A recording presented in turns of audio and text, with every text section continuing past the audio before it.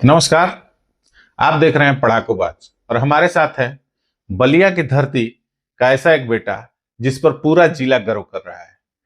जी, हमारे इब्राहिमाबाद गांव के लेफ्टिनेंट अविनायक सिंह, जिन्होंने अपनी मेहनत, लगन और जुनून से वो मुकाम हासिल किया है जो हर युवा का सपना होता है, देश की सेना में लेफ्टिनेंट बनना।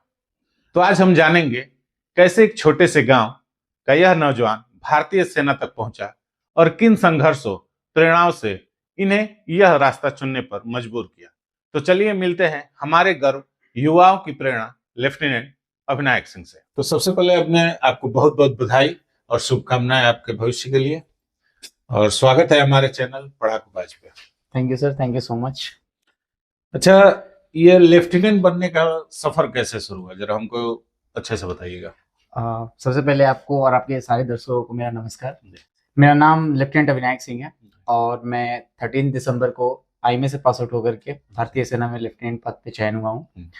ये सफर मेरा बचपन में ही शुरू हो गया था जब मैंने सैनिक स्कूल में एडमिशन लिया था। मैं पहले 6 to 8 क्लास में जवाहर नवोदय विद्यालय से पढ़ाई किया। उसके बाद 9th में मैं सैनिक स्कूल में चला गया। ये फौज में जाने का सपना मेरा 9th क्लास से ही डेवलप हो गया था, क्योंकि सैनिक स्कूल का जो माहौल रहता है, जो उनकी टीचिंग स्टाइल होती है, जो उनकी ग्रूमिंग होती है, वो इस प्रकार होती है कि जो कैडेट है वो आगे चल करके भारतीय सेना में एक अधिकारी बन सके। अच्छा, हमको ये चीज बताइएगा कि हर एक सफर में एक परिवार का साथ मिलना काफी अहम रोल निभाता है, तो इस सफर में परिवार का कितना योगदान रहा? सफर में परिवार का बहुत ज्यादा रोल रहा, क्योंकि ये सफलता जो आज अभी आप देख रहे हैं या मेरे जो भी मेरे दोस्त हैं सब देख रहे हैं, इस सफलता के पीछे बहुत सारी असफलताएं हैं जिसको मेरे पेरेंट्स ने देखा है। उन्होंने मुझे बहुत सपोर्ट किया। सीडीएस के थ्रू मेरा सिलेक्शन हुआ था। उसके पहले मैंने एनडीए का एग्जाम दिया था, जिसमें मैंने हर बार रिटन क्लियर कर लिया, बट इंटरव्यू मेरा सिलेक्शन नहीं हो पा रहा था। बट मेरे पेरेंट्स कंसिस्टेंटली मेरा मोटिवेट करते रहे, मेरा मोरल अप करते रहे। उन्होंने मेरे पे कभी गिव अप नहीं किया। उसकी वजह से मैं सीडीएस के पहले ही अटेम्प्ट में मेरा सिलेक्शन हो गया। हमको ये बताइएगा, इब्राहिमाबाद जैसे गांव से निकलकर सेना तक पहुंचना कितना चुनौतीपूर्ण रहा अभी? देखिए, अब तो जानते हैं हम गांव से आते हैं, गांव का माहौल और फौज के माहौल में बहुत ज्यादा डिफरेंस है। डिसिप्लिन, जैसे फौज जो है डिसिप्लिन पे चलती है, उसका एक एक रूल, जैसे फौज में एक कहावत है, right time right dress and right place, यानी आपको हर जगह सही समय पर सही ड्रेस में और सही जगह पे पहुंचना है। तो ये चीजें फॉलो करनी है, तो ये इंपॉर्टेंट हो जाता है। अपने आप को डिसिप्लिन बनाना है आपको। मतलब हर एक डिसिप्लिन एक ऐसी कोर क्वालिटी है जो एक ऑफिसर बनने के लिए आपको मदद करती है। थोड़ा सा क्वेश्चन के बाद उस तरफ लोग कैमरा, ठीक है। अच्छा, हमको ये बताइएगा, एनडीए या सीडीएस की तैयारी आपने कैसे की, और कोई खास स्ट्रेटजी जो युवाओं को आप जो अभी प्रिपरेशन कर रहे हैं उनको बताना चाहेंगे? सैनिक स्कूल से 12th करने के बाद मैंने एनडीए के 4 अटेम्प्ट दिए थे। फॉर्चुनेटली मैं चारों रिटन क्लियर कर लिया था। बट एसएसबी में मैं 2 बार स्क्रीन और 2 बार कॉन्फ्रेंस आउट हो गया था। तो अब उसके बाद मैंने सीडीएस का अटेम्प्ट दिया और फॉर्चुनेटली मेरा फर्स्ट अटेम्प्ट में रिटन, एसएसबी, मेडिकल और फाइनल मेरिट सब में सिलेक्शन हो गया था। स्ट्रेटेजी यही रहती है कि जब भी आप कोई भी एग्जाम का अटेम्प्ट करते हैं, आपको उसके अगर आप फेल होते हो तो फेलियर से लर्न करना है। आपने गलती कहाँ की, उस गलती को सुधारना है। जब आप सुधार करके अगले अटेम्प्ट के लिए जाते हैं तो जो चांसेस ऑफ सिलेक्शन होता है वो बढ़ जाता है। तो ये अगर स्ट्रेटेजी अपनाएंगे कि जिस गलती हमने पिछली बार की उस गलती को फिर नहीं दोहराना है, उस गलती पे काम करना है, उसको सुधारना है और अगले अटेम्प्ट में उस सुधार के साथ जाना है, तो आपके चांसेस ऑफ सिलेक्शन ज्यादा बढ़ जाते हैं। अच्छा, हमको ये बताइए कि तैयारी के दौरान सबसे बड़ी मुश्किल, मुश्किल तो हर एक छोटा भी माना जाए तो हमको बड़ी ही नजर आती है जब नहीं मिलता है कोई मुकाम, तो सबसे बड़ी मुश्किल कौन सी आई और उसको अविनायक ने कैसे पार किया? देखिए, कंसिस्टेंसी जो चीज होती है तैयारी के दौरान बहुत इंपॉर्टेंट होती है। ऐसा होता है कि जब हम किसी एग्जाम की तैयारी कर रहे होते हैं, हमें लगता है कि एग्जाम में 1 साल का भी समय है, तो जनरली क्या होता है, हम ये सोचते रह जाते हैं कि 1 साल टाइम है, बाद में पढ़ लेंगे। वो कंसिस्टेंसी जो हम एग्जाम के पास आकर के करते हैं वो पहले नहीं कर पाते। ये फेलियर का एक बहुत बड़ा रीजन होता है। तो इसी को मेंटेन करके रहना है। 1 साल का टाइम है, आप फर्स्ट डे 1 से आपको कंसिस्टेंट रहना है और डे लास्ट जिस दिन आप एग्जाम देने जाना है उस दिन तक आपको कंसिस्टेंसी बना के रखनी है। कंसिस्टेंसी और मोटिवेशन, ये 2 ऐसे फैक्टर हैं जो किसी भी इंसान को सफल बनाने के लिए जरूरी होते हैं। मतलब आपके अंदर जो जज्बा है वो लगातार बनाए रखना है, ये नहीं कि गैप नहीं रखना है। आपको गैप रखेंगे तो आप समझ लीजिए कि आपका जो मंजिल है वो भी आपसे गैप थोड़ी- बना लेगा। तो सेना की ट्रेनिंग का अनुभव कैसा रहा और कोई यादगार पल जो आप हमारे साथ साझा करना चाहेंगे? सेना की ट्रेनिंग जैसे हम जानते हैं इंडियन मिलिट्री एकेडमी में जो सीडीएस के थ्रू जाते हैं परमानेंट कमीशन के लिए, ट्रेनिंग तो काफी टफ होती है, बहुत टफ होती है। स्टार्टिंग में जब मैं गया था, मैं आपको एक किस्सा शेयर करना चाहूंगा। जब स्टार्टिंग में मैं आई में ज्वाइन किया था तो ऐसा हुआ था कि स्टार्टिंग में इतने ज्यादा एंगेजमेंट होते हैं। जैसे आप सुबह पीटी के लिए जाते हो, पीटी के तुरंत बाद ब्रेकफास्ट जाते हो, उसके बाद क्लासेस जाते हो, फिर उसके बाद आप क्लब जाते हो, उसके बाद गेम्स जाते हो, उसके बाद तो इंगेजमेंट इतनी ज्यादा हो जाती है कि आपको टाइम नहीं मिलता। आप एक जगह से आते हो, ड्रेस चेंज करते हो, दूसरी जगह भागते हो, दूसरी जगग से आते हो, तो आप फटीग महसूस करते हो स्टार्टिंग में कि हमको टाइम नहीं मिल पा रहा है। इवन ऐसा स्टार्टिंग में ऐसा हुआ था कि hardly we were getting time for 4-5 hours only, तो 4-5 घंटे ही सोने को मिलता था। तो मैं थोड़ा सा फ्रस्ट्रेट हो गया था स्टार्टिंग में। तो मैं अपने घर पे कॉल करता था कि मम्मी पापा मुझसे नहीं हो पा रहा है, इतना ज्यादा टफ ट्रेनिंग का शेड्यूल है। तो उस समय इन्होंने मुझे बहुत समझाया कि बेटा अभी झेल लोगे तो पूरी लाइफ अलग हो जाएगी।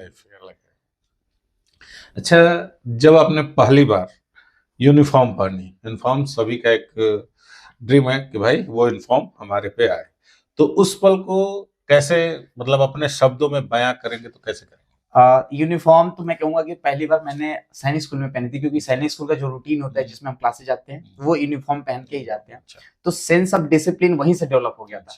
बट ये जो आर्मी का ऑलिव ग्रीन होता है, ये अपने बॉडी पे चढ़ाने का जो जुनून रहता है, क्योंकि सैनिक स्कूल में हम हर दिन यही सोचते हैं कि जिस दिन हमारा सिलेक्शन हो जाएगा, मेरे अपने पेरेंट्स के सामने मेरी पिपिंग होगी, तो ये जो जुनून हमारे दिमाग में हमेशा के लिए रहता है, ये बहुत इंपॉर्टेंट होता है। और मैं आपको शेयर करना चाहूंगा, जिस दिन मेरी पीओपी थी, पीओपी के दिन हम लोग मतलब सुबह हर रोज हम सुबह 4:30 के अराउंड जगते थे। पीओपी के दिन हमारा पूरा कोर्स 2 बजे से जगा हुआ था। इतनी एक्साइटमेंट थी कि मेरे पेरेंट्स आ जाने वाले हैं, आज वो ओलिव ग्रीन जिसका सपना हमने वर्षों पहले देखा है वो चढ़ने वाला है, और वो भी अपने पेरेंट्स के सामने, जिन्होंने हमको इतनी अपब्रिंगिंग हमारी इतनी अच्छी करी। तो उस दिन जिस दिन हमारी पीओपी हुई, जिस दिन हमारे ऊपर ओलिव ग्रीन चढ़ा, इसका बहुत बहुत ज्यादा खुशी हुई हमको। चलिए, अच्छा, सेना में जाकर कौन सा गुण या सोच सबसे जरूरी साबित होता है हमारे लिए, जो हम शुरू से सीख कर आते हैं? देखिए, सेना मैंने अभी आपको मैंने बताया, सेना एक ऐसी ऑर्गेनाइजेशन है जिसका सबसे इंपॉर्टेंट रोल होता है डिसिप्लिन। डिसिप्लिन में अगर आप बाकी ऑर्गेनाइजेशन में आप काम करते हो, आप वहां भी हार्डवर्क करते हो, वहां भी हर चीज करते हो, बट एक चीज है जहां पे आप कॉम्प्रोमाइज नहीं कर सकते सेना में, वो है डिसिप्लिन। आपको जिस टाइम पे जहां बताया गया उस टाइम पे ही वहां पहुंचते हैं। इवन मतलब मैं आपको बताना चाहूंगा, मैं सैनिक स्कूल में जाने से पहले कई रिटायर्ड मेरे पापा मिलवाते थे, कई रिटायर्ड फौजी से, उनका डिसिप्लिन भी मैं देखता था, उनको डिसिप्लिन से बहुत मोटिवेट होता था। तो आप एक फौजी हो तो फौजी के साथ साथ आप रिटायर होने के बाद भी वो क्वालिटी आपके अंदर इनहेरिट हो जाती है, आप हमेशा उस क्वालिटी के साथ जीते रहते हैं। अच्छा, बलिया की मिट्टी ने आपको क्या सिखाया है जो आज तक अभी तक आपके साथ है? देखिए, हम बलिया, सबसे पहले तो बलिया से होने जैसा गर्व की बात कोई है ही नहीं। हम सब जानते हैं बलिया ही एक ऐसा जिला है जो पूरे देश में सबसे पहले आजाद हुआ, और बलिया के लिए एक फेमस लाइन कही जाती है कि वीरों की धरती जवानों का देश, बागी बलिया उत्तर प्रदेश। तो ये जो वीरों की धरती है, जिसकी कथा हम अपने दादा वादा से सुनते रहते थे, पापा सुनाते थे कि बैरिया में किस तरह से क्या क्या हुआ, आज भी हमारे पापा सुनाते हैं कि उस टाइम पे बैरिया में कैसे स्ट्रगल किया था। चित्तू पांडे की कहानी, मंगल पांडे की कहानी, तो ये कहानी इतनी प्रेरणा देती है अपने आप में। जैसे हमारे मंगल पांडे भी मतलब फौज में थे, 34th में बंगाल नेटिव इन्फेंट्री में थे वो। तो ये मोटिवेशन जो हमारे अंदर इनहेरिट होती है कि वीरों की धरती है, तो एक मौका हमें भी मिलना चाहिए सर्व करने का नेशन के लिए। अच्छा, आजकल के जो युवा मतलब चाह रहे हैं कि मैं भी सेना में जाऊं, एक पोस्ट हासिल करूं, ऑफिसर बनूं, उसको क्या मैसेज देना चाहेंगे अपने, कि मतलब क्या प्रिपरेशन करें या किस तरीके से एक स्ट्रेटजी बनाए कि हाँ भाई कामयाब? सबसे पहली स्ट्रेटजी मैं ये कहूंगा कि ड्रीम बिग, आप सपना बड़ा देखिए। क्योंकि हमारे क्या होता है ना, हमारे यहाँ के जो लड़के होते हैं, जो नौजवान होते हैं, वो अपने आप को लिमिट कर देते हैं, क्योंकि उन्होंने आसपास देखा हुआ है कि मतलब ये जवान हुए, ये यहाँ पे हुए, उस सोच से थोड़ी बड़ी उठना है, सपने बड़े देखना है, बड़े एटलीस्ट ट्राई करना है। होगा नहीं होगा वो तो आपकी मेहनत के ऊपर है, वो थोड़ी किस्मत के भी ऊपर है, बट ड्रीम बिग, सपने बड़े देखने हैं। और जब आप बड़े सपने देखते हैं उसके लिए मेहनत भी बड़ी लगती है, तो आपको डेडिकेट करना है। जैसे मैं अपनी फेलियर के साथ भी, मतलब मेरे पेरेंट्स का सपोर्ट था, मैंने डिसाइड किया था कि मैं गिव अप नहीं करूंगा और किसी दूसरी लाइन में तब तक नहीं जाऊंगा जब तक मेरा अटेम्प्ट नहीं खत्म हो जाता। तो ड्रीम बिग और उसके साथ मेहनत भी उतना बड़ा करिए। मतलब जब तक आपके पास मौका है तब तक आप लगे रहिए, मौका खत्म होने के बाद देखा जाएगा आगे क्या करना है। अच्छा, परिवार और गांव के लोगों को, मतलब जब आपने ये बताया होगा कि हाँ भाई मेरा सिलेक्शन हो गया, उस समय का क्या माहौल था? और आप तो शायद यहाँ नहीं होंगे, लेकिन फिर भी एक टेलीफोनिक जो होता है, हाँ हाँ तो हाँ। कुछ उसके बारे में हमको बताइए। ऐसा हुआ था कि मैं 4 बार, हर बार एसएसबी इंटरव्यू के लिए जाता था। 5 दिन का प्रोसेस होता है एसएसबी। तो 5वें दिन मैं बड़े निराश के साथ घर पे कॉल अच्छा। करता था कि मम्मी नहीं हो पाया या पापा नहीं हो पाया। जिस दिन मेरा सिलेक्शन हुआ था, जिस दिन मैंने अपना नाम सुना उस लिस्ट में, मैंने सबसे पहले घर पे कॉल किया। मम्मी ने फोन उठाया क्योंकि घर वालों को पता था कि आज रिजल्ट आने वाला है, तो बहुत क्यूरियोसिटी के साथ बैठे हुए थे। मैंने फोन किया, मैंने बताया मम्मी को, मम्मी मेरा सिलेक्शन हो गया। तो ऐसा हुआ कि 10-15 सेकंड तक तो किसी ने कुछ नहीं बोला। मतलब मम्मी भी कुछ नहीं बोल रही है, मैं भी कुछ नहीं बोल रहा हूँ, फोन एकदम चुप पड़ा हुआ है। मम्मी भी इमोशनल फील कर रही थी, मैं भी अपने आप में बहुत। तो वो मोमेंट जो था वो कैप्चर हो गया। इवन आज भी वो मोमेंट याद आता है जब मैंने मम्मी को वो कॉल किया था। फिर मम्मी ने पापा को बताया, भैया को बताया, फिर सब बहुत खुश हुए। अंत में उस छोटे से लड़के से आप क्या कहना चाहेंगे जो गांव में आज बैठा है और आपके जैसा बनने का सपना देख रहा है? क्योंकि अब तो सभी को मालूम हो चला कि भाई आप एक लेफ्टिनेंट बन चुके हैं, और छोटे बच्चे जो आज सुन रहे हैं, जो मतलब वैसा सपना देख पा रहे हैं, क्योंकि जो 8-9 में है वो अभी छोटे ही हैं, कोई यंग तो हुए नहीं है। हाँ। तो उनके लिए उन्हें क्या कहना चाहेंगे? अब मैं यही कहना चाहूंगा कि सबसे पहले अपनी जिस क्लास में है आप उसकी वहीं से अपना प्रिपरेशन जो है आगे के लिए स्टार्ट कर दीजिए। आप 7th क्लास में हो, 7th की पढ़ाई अच्छे से करो, 8th की पढ़ाई अच्छे से करो। हम जैसे लोग गांव से आते हैं तो हमारे जैसे लैंग्वेज इशू भी हो जाता है, क्योंकि हम भोजपुरी स्पीकिंग पर्सन है। तो ऐसा होता है कि थोड़ी लैंग्वेज की भी इशू होती है। तो इंग्लिश वगैरह पे थोड़ा, क्योंकि हमको पता है हम ऐसे रीजन से आते हैं जिसमें इंग्लिश थोड़ी हमारी वीक पड़ जाती है, प्रोनाउंसिएशन थोड़ा सा, तो प्रोनाउंसिएशन पे, कन्वर्सेशन पे, इन सब चीजों पे थोड़ा वर्क करना है। वहीं आप साउथ में जाते हो तो वहाँ की लैंग्वेज इशू नहीं होती है, बट हमारे यहाँ थोड़ी लैंग्वेज इशू होती है। इस चीज को अभी से सुधारना है, क्योंकि लास्ट मोमेंट पे जब आप प्रिपरेशन कर लोगे, आप मैथ लगा लोगे, आप साइंस लगा लोगे, हर चीज पढ़ लोगे, जस्ट लास्ट मोमेंट पे लैंग्वेज इशू, तो लैंग्वेज की इशू जो है अभी से, उसको अभी से सुधारिए। और बाकी हर क्लास में अच्छा कीजिए।